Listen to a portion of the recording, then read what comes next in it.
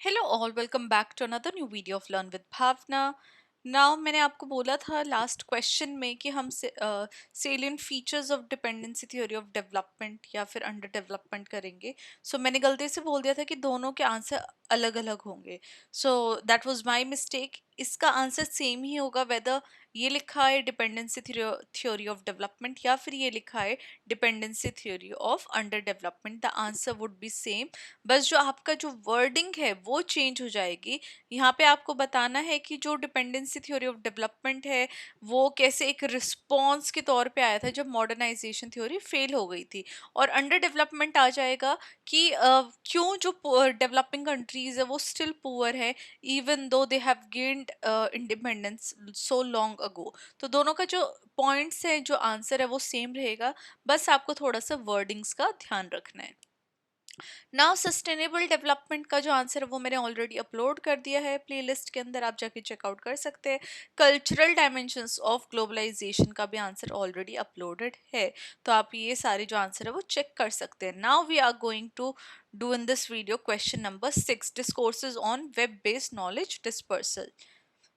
Now अगर हम बात करते हैं तो आज का जो टाइम है वो हम बोलते हैं डिजिटल एज का टाइम। तो जहाँ पे इंटरनेट एक बहुत इंपॉर्टेंट रोल प्ले करता है इन एवरीडेज लाइफ, इन एवरीडे छोटे छोटे कोई भी टास्क होता है उसमें भी इंटरनेट हमारी आज के टाइम पे ज़रूरत है। और उसी तरीके से इंटरनेट एक इम्पॉर्टेंट रोल प्ले कर रहा है कि क्या नॉलेज हम शेयर कर रहे हैं और क्या नॉलेज हम तक आ रही है। अब जो आप ये वीडियो देख रहे हैं ये भी इंटरनेट के थ्रू ही देख रहे हैं, तो ये जो नॉलेज आपके साथ मैं शेयर कर रही हूँ मैं भी इंटरनेट के द्वारा शेयर कर रही हूँ, और आपको एक्सेस है तो आपको भी इंटरनेट की हेल्प से एक्सेस है। तो इस प्रोसेस को हम बोलते हैं वेब बेस्ड नॉलेज डिस्पर्सल। यहाँ पे इंफॉर्मेशन और जो लर्निंग है वो ऑनलाइन प्लेटफॉर्म्स के द्वारा शेयर की जाती है। Website, social media, online courses, search engines या फिर डिजिटल लाइब्रेरीज। सोशियोलॉजिस्ट और थिंकर्स ने इस वेब बेस्ड नॉलेज डिस्पर्सल के दोनों पॉजिटिव एंड नेगेटिव इफेक्ट्स के बारे में बात की है कि कैसे इसके पॉजिटिव इफेक्ट और नेगेटिव इफेक्ट्स हैं modern way of knowledge sharing and learning में। ना फर्स्ट ऑफ ऑल, जो यहाँ पे वेब बेस्ड नॉलेज डिस्पर्सल में डेमोक्रेटाइजेशन ऑफ नॉलेज हमें देखने को मिलती है। एक बिगेस्ट बेनिफिट जो है वो ये है कि जो नॉलेज है वो हर किसी के पास एक्सेसिबल है, ना कि सिर्फ उसके पास की जो एक्सपेंसिव बुक या फिर अच्छे स्कूल में जा सके। हर कोई जो है इंटरनेट कनेक्शन की हेल्प से फ्री इंफॉर्मेशन ले सकता है, विकिपीडिया के द्वारा, YouTube, online courses whether that is Coursera, Khan academy या फिर ओपन एक्सेस जर्नल्स के द्वारा भी। फॉर एग्जांपल एक स्टूडेंट कोई रिमोट इंडियन विलेज के अंदर रह रहा है, वो भी कोडिंग सीख सकता है, साइंस सीख सकता है, इंग्लिश की क्लासेस ले सकता है, जहाँ पे इतना ज़्यादा फ्री ऑनलाइन कंटेंट अवेलेबल है जो कि अर्लियर अवेलेबल नहीं था, या फिर अवेलेबल था तो सिर्फ स्कूल्स में, इंस्टीट्यूशंस में अवेलेबल था। अब ये क्या है, इसने सपोर्ट किया है डेमोक्रेटाइजेशन ऑफ एजुकेशन को, जहाँ पे नॉलेज कंट्रोल्ड नहीं है कुछ पावरफुल इंस्टीट्यूशंस के द्वारा, एलिट स्कूल्स के द्वारा, बट हर किसी के पास एक्सेस है नॉलेज की, इंफॉर्मेशन की। Second is shift from traditional authority. पहले जो टीचर्स, यूनिवर्सिटीज, टेक्स्ट बुक वही मेन सोर्सेज थे नॉलेज के, बट आज क्या है, जो लोग हैं वो भी नॉर्मली ब्लॉग्स, इन्फ्लुएंसर्स, पॉडकास्ट और फोरम्स के द्वारा नॉलेज शेयर कर सकते हैं, एक्सचेंज कर सकते हैं।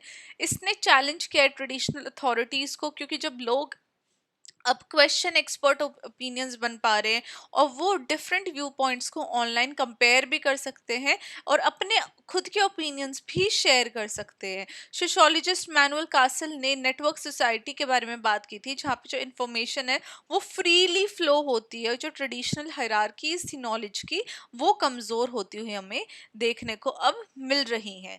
Third is speed and interactivity. Web based knowledge काफ़ी स्पीड से स्प्रेड होती है as compare to traditional method. अब लोग क्या है, नई नई चीज़ें एक क्लिक के अंदर सीख सकते हैं, डिस्कस कर सकते हैं और शेयर अपने आइडियाज़ को भी इंस्टेंटली शेयर कर सकते हैं अक्रॉस द वर्ल्ड।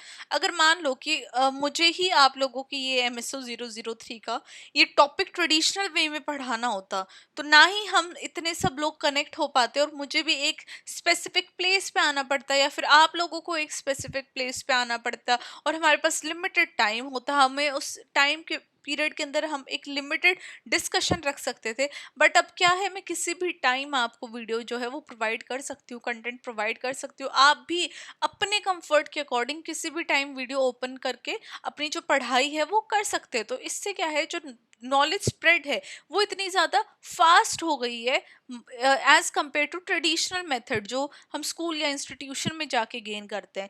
तो ऑनलाइन लर्निंग और भी ज़्यादा इंटरेक्टिव हो गई है, जहाँ पे वीडियोस हैं, क्विजेज हैं, डिस्कशन है और पीयर फीडबैक भी प्रोवाइड हो सकता है ना। कोविड-19 पैंडेमिक के टाइम पे स्कूल और कॉलेजेस बंद हो गए थे, तो उन्होंने शिफ्ट किया ऑनलाइन प्लेटफॉर्म्स पे, जैसे जूम है, गूगल क्लासरूम है।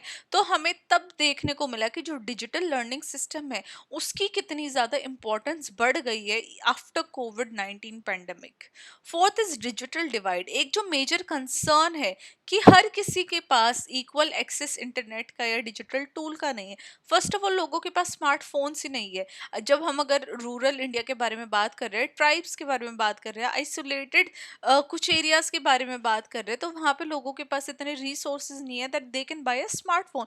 देन स्मार्टफोन भी आ जाएंगे तो वहाँ पे नेटवर्क्स का इशू रहता है। इसकी वजह से एक डिजिटल डिवाइड हो गया, मतलब कि एक गैप आ गया है उनके पास जो कि ऑनलाइन नॉलेज से बेनिफिट ले सकते हैं, एज कंपेयर टू दोस्त जो कि इस नॉलेज को अफोर्ड नहीं कर सकते हैं, या फिर ये नॉलेज ऑनलाइन नहीं ले सकते हैं।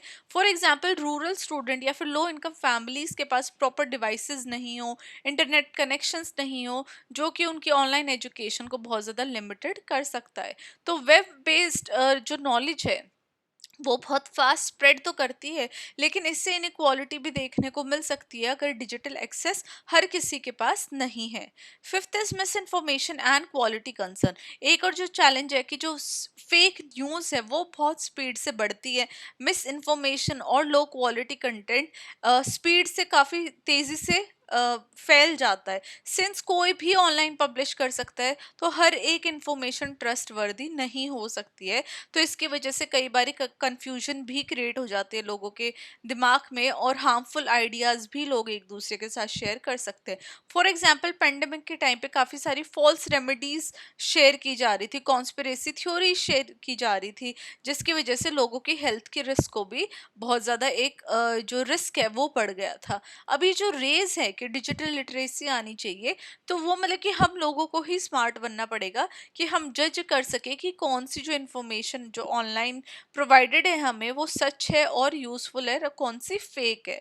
ना at the end, to conclude this answer, हम कह सकते हैं कि वेब बेस्ड नॉलेज डिस्पर्सल के द्वारा जो मेजर चेंजेस हैं लोगों के अंदर वो काफ़ी ज़्यादा आए हैं। लोग अब एक बेटर स्पीड से, बेटर तरीके से अपनी सहूलियत के हिसाब से चीज़ें सीख सकते हैं, इंफॉर्मेशन को शेयर कर सकते हैं। इसने लर्निंग को और भी ज़्यादा एक्सेसिबल, फास्ट और फ्लेक्सिबल बनाया, बट इसने काफ़ी सारे इश्यूज को भी रेज किया है, चाहे वो डिजिटल इनक्वालिटी हो, डिजिटल डिवाइड हो, मिस इन्फॉर्मेशन का बहुत तेज़ी से फैलना हो, या फिर ट्रेडिशनल नॉलेज अथॉरिटीज़ का डिक्लाइन हो। अब ज़्यादा से ज़्यादा ऑनलाइन नॉलेज का बेनिफिट उठाने के लिए सोसाइटी को इक्वल एक्सेस प्रोवाइड करना चाहिए डिवाइसेस का एंड इंटरनेट का।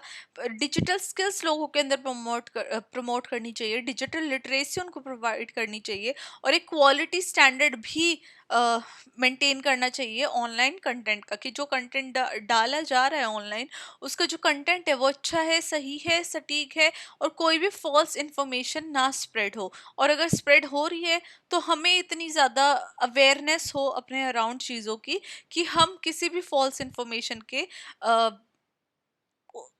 भी फॉल्स इंफॉर्मेशन को हम ऐसे ही ना एक्सेप्ट कर ले, बट अपनी जो रिसर्च है, खुद की भी रिसर्च हम करें, राइट। तो ये हमारा आंसर था regarding discourses on web based knowledge dispersal. काफ़ी इजी आंसर है, काफ़ी इजी कॉन्सेप्ट है। आई नो हम सब काफ़ी ज़्यादा रिलेट कर पा रहे होंगे इस क्वेश्चन के साथ, बिकॉज हम भी वेब बेस्ड नॉलेज डिस्पर्सल की हेल्प से ये जो अपना क्वेश्चन है इसके अंडरस्टैंडिंग आज उठा पा रहे हैं। तो इसी के साथ मैं एक क्वेश्चन की वीडियो यहाँ पे एंड करती हूँ।